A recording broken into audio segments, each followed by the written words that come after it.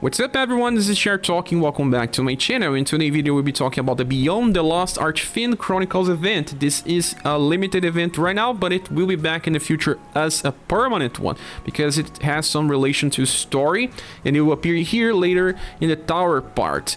Well, this event here is not so hard to farm, but there is something about the enemy weaknesses that we need to discuss. But before, let's talk about the shop. There are some good stuff to get here. We have a new weapon called Flame Sickle. This is an axe that's used for Alnus. You can already get it upgraded to 60%. This is good enough, you don't want to craft your own one. Then we also have the Blasted Harping that increases slash resistance. You don't need to purchase this because it drops from the stages. Pieces for all the banners, platinum tickets, books, amplify badges, equipment medals, flash stone medals, and gold pieces. All these things are useful. Okay, so this is the shop. Now I want to talk about the stages. There are two waves, and the enemies are a little messed up here. The first wave has one enemy that's weak to cold and lightning, and then two enemies that are weak to pierce, sun, and heat. So, well, the best thing is to use an attack that can hit both things. We have characters that can do that, like Forneus can hit both pierce and cold, for example. Then the second wave, we have enemies weak to pierce, sun, and heat again, and then two enemies that are weak to cold and lightning. One thing, the frog doesn't have too much HP, but the lizards do have. So first wave, the enemies weak to cold and lightning have less, but then on the second wave they have more. So it's a little of a mess, but there are some ways to handle the situation. But now about the drops, there's the new currencies, the Bone Fragment and the Kraken Monument. The new accessory can drop as a plus, that increases resistance by 12 points. And they are also dropping materials for forge, like the black iron chunk and black iron materials for pierce, claws, and axe, because this is the weapon types of the characters from the recent banner. If you want, you can wait to farm this event. Keep doing story because it's dropping the new Arch surprise gift, and with this you can get gold pieces on random, but there's still some chance. This event lasts for more days, so you can leave this for later if you want. But now let's talk about the farming. Well, there is some ways to handle the situation by bringing Magia fight formation and a fast attack in the back. The lizards and the frog can be instant killed. That's why I'm bringing Albert here. In this strategy, I'm only using old weapons. So I'm bringing the newest Matriarch. She has a fast attack that's not even fully trained yet. It's only ranked number 50, as you can see here. Twin Penetrate, and I am inheriting Gleaming way, so that she acts as a full fast attacker. And then Albert is on the front line, and he's gonna use his Victor Blade twice in a row, killing and doing damage to some of the enemies.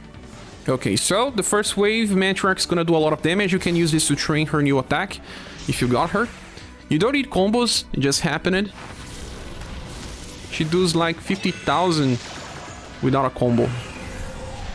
And as you see, the frog died first, has lower HP. But then the lizard have more. The good thing is that although the undeads don't die, they are weak to sun, so we get a lot of damage with Albert here. And he just instant kill the lizards. Now the second strategy brings human Forneus. He's capable of hitting both weaknesses with his Hydrocyclone. Just increase Tyrant Wave to 16. I'm using forged weapons, but you don't actually need it. It's pretty powerful combination if you have Cordelia, because she has Sprinkle. So I just have to increase all interest to 15, so she does not use it, and you are ready to go. You have to use Amazon Raid X formation and bring 3 trainees. Another one that you can bring is ScherBR, that also works on the pass strategy if you want, in the place of Matriarch. So there we go. Hydrocyclones hitting for all of their weakness with 50,000 damage. I'm getting 50,000 as well with Cordelia, but my weapon, it's pretty powerful. It has like 80% increase in damage. Now the second wave is just the same thing. The damage is even more than needed. The next strategy is a combo of 2 powerful characters, some of the best farmers in the game right now.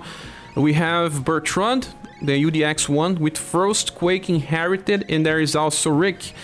Rick is gonna use his Flame Frenzy and Far Flash. You could use Magia fight formation.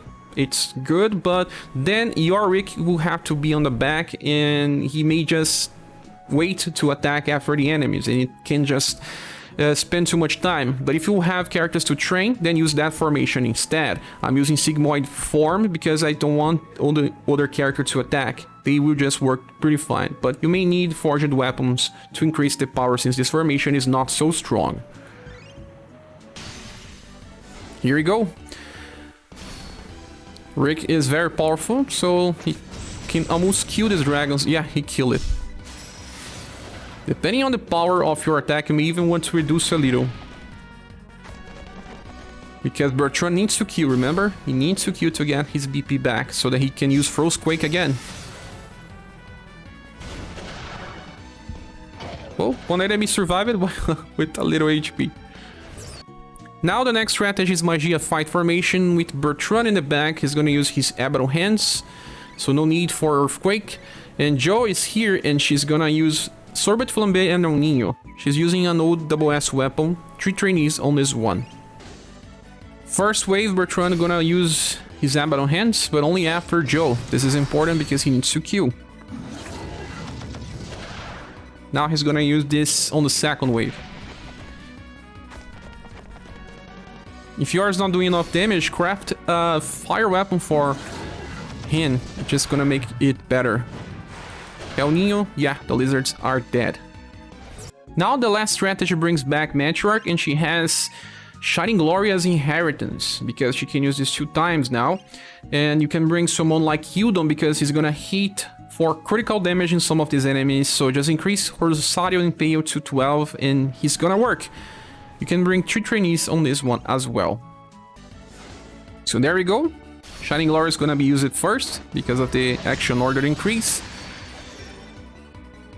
And Phantom Raven is strong enough here. May not do critical damage against the enemies that are weak to cold and lightning, but the combination of the damage and buff will help you don't do the trick.